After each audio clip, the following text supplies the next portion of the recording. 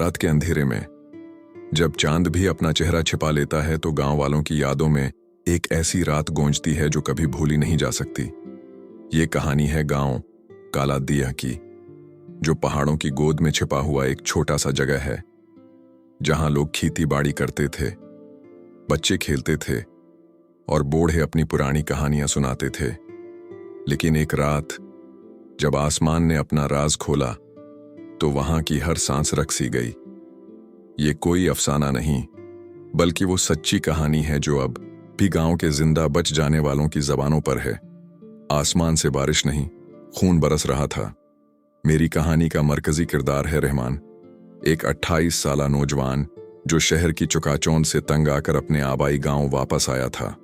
रहमान का बाप जो गांव का सरदार था, कई माह पहले एक अजीब व गरीब बीमारी में मर चुका था। डॉक्टरों ने कहा था कि ये कोई इन्फेक्शन है, लेकिन गांव वाले जानते थे कि ये कुछ और था, एक लांत जो गांव की बुनियादों में छिपी हुई थी। रहमान ने सोचा कि वो गांव को संवारेगा, अपने भाई बहनों को इकट्ठा करेगा और वो पुरानी हवेली को फरोख्त कर देगा जहां उसका खानदान रहता था। वो पहुंचा तो मौसम बदल रहा था।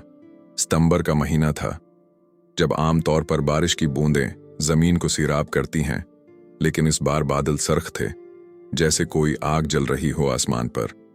रहमान ने अपनी बहन फातिमा से पूछा, ये क्या हो रहा है? आसमान क्यों ऐसा लग रहा है जैसे खून बह रहा हो? फातिमा, जो गांव की वाहिद स्कूल टीचर थी, ने कांपते हुए हाथ से चाय का कप पकड़ा और बोली, भाई, ये पहली बार नहीं। बूढ़े कहते हैं कि 50 साल पहले भी ऐसा हुआ था, जब गांव के मालिक ने एक गलत फैसला किया था।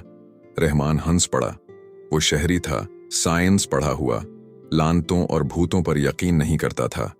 उसने कहा, चलो कल से काम शुरू करते हैं, गांव को नई जिंदगी दूंगे।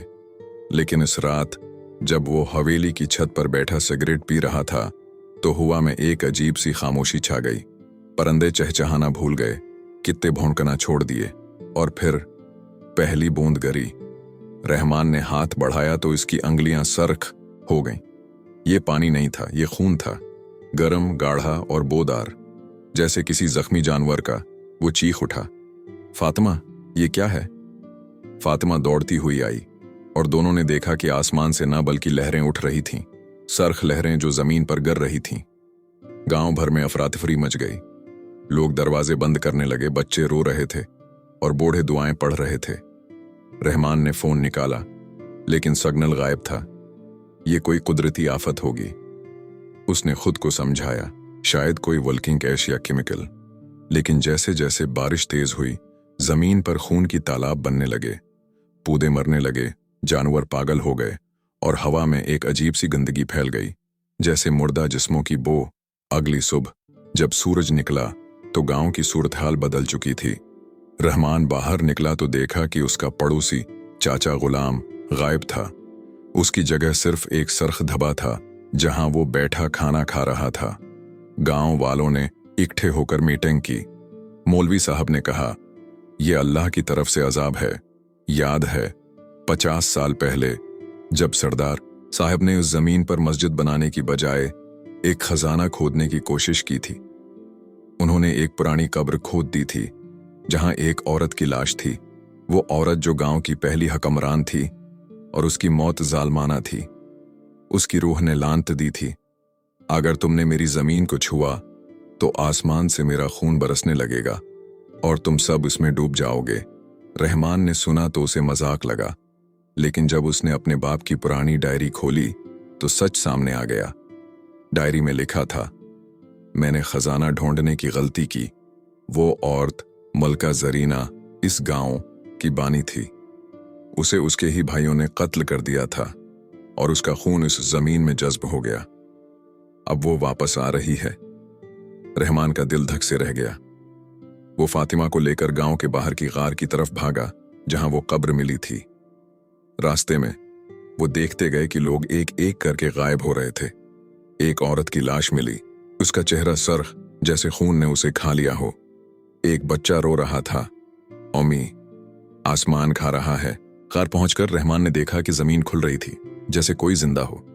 अंदर एक पुरानी ताबूत था, जिस पर खून की ताज़ा तह जमी हुई थी।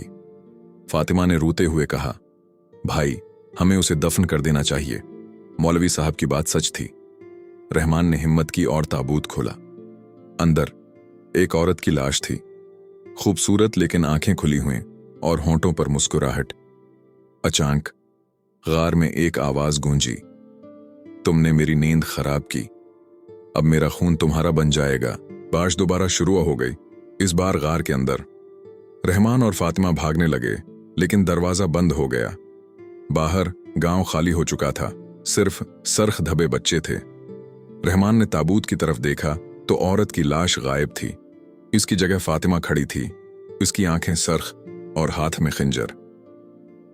भाई, उसने मुस्कुराकर कहा, अब तुम भी मेरे साथ आओ। आसमान से मेरा खून बरस रहा है और ये तुम्हारा घर बन जाएगा। रहमान की चीख गार में गूंजी, लेकिन कोई सुनने वाला न था। जब बारिश रखी तो गांव काला दिया खाली पड़ा था। सिर्फ एक आदमी बचा जो शहर भाग गया। वो रहमान का दोस्त था जो दौर से देख रहा था। अब भी जब कोई उस गांव की तरफ जाता है तो आसमान सरख हो जाता है और हवा में वो आवाज सुनाई देती है, बारिश नहीं, खून बरस रहा है।